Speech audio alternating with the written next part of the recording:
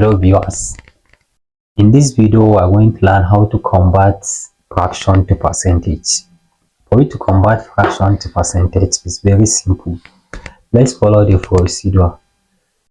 And if you are converting 5/25 to percentage, make sure you find a number. If you multiply this 25, you get 100.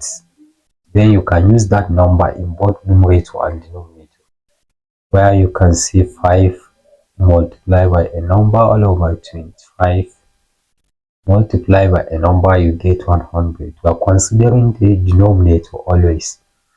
We have 25 times 4, you get 100. Also this times 4, where we have 5 times 4 here is 20 all over 25 times 4, then you get 100. Then 20 all over 100 is equals to 20%. Thanks for watching. Don't forget to like, share and subscribe our channel. Bye bye.